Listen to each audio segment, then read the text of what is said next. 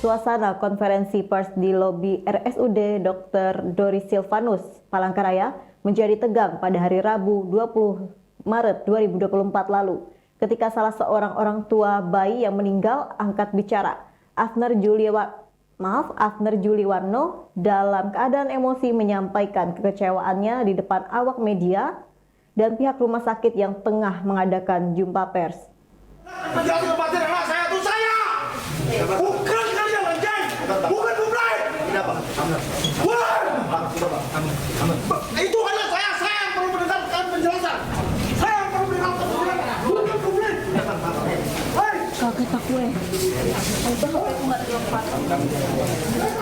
Dengan penuh emosi, Juliwarno menumpahkan kekesalannya. Hal ini dipicu karena kematian anaknya yang terlambat saat memasang ventilator. Kemarahannya semakin memuncak karena ia merasa ditantang oleh seorang petugas rumah sakit yang juga terpicu emosi. Meskipun akhirnya berhasil ditenangkan oleh petugas.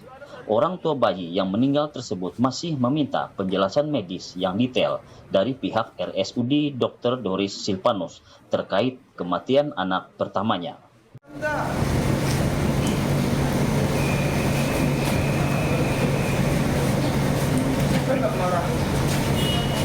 Mas, doan bensin kali mas. Doan bensin mas. Sungai ke rumah sakit sebelum.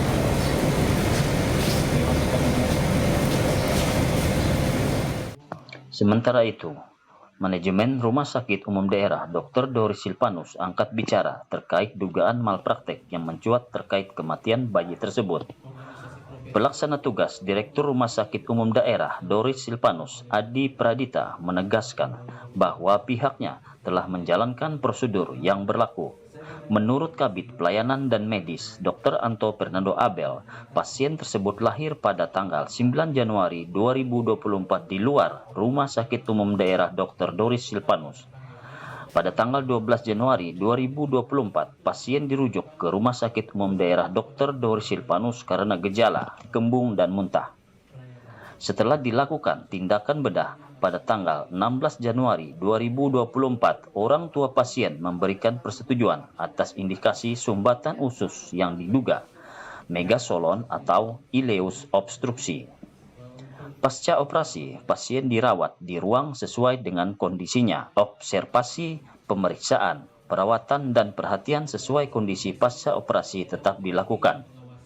Namun, pada tanggal 25 Januari 2024, terjadi penurunan kondisi 9 hari. Pasca operasi, pasien mengalami gagal napas, kemudian dimasukkan ke ruang neonatal intensive care unit atau NICU dan dipasang ventilator. Meskipun telah dilakukan penanganan kegawatan oleh dokter dan perawat yang bertugas, kondisi pasien terus menurun dan pada akhirnya meninggal dunia pada tanggal 25 Januari 2024. Ada juga kalau untuk organisasi profesi, kita punya IDI yang mengawasi setiap ada laporan, dan untuk kasus-kasus. Kendati manajemen Rumah Sakit Umum Daerah Dr. Doris Silvanus menegaskan bahwa prosedur yang dilakukan telah sesuai standar, namun demikian orang tua pasien masih meminta penjelasan medis yang lebih rinci. Saya, itu darah daging saya, itu anak saya udah meninggal, yang dapat penjelasan publik. Saya kemarin terakhir sini tanya aja sama Dokter Anto, setelah Dokter Anto itu diwawancara kemarin, nah, besoknya baru saya datang. Saya sampaikan, dok, yang perlu mendapatkan penjelasan itu saya. Saya perlu penjelasan dokter secara ilmiah dan jelas, dan itu terperinci dengan sesuai dengan data. Jangan bertentangan dengan data penjelasan yang itu yang diberikan saya. Itu saya sampaikan.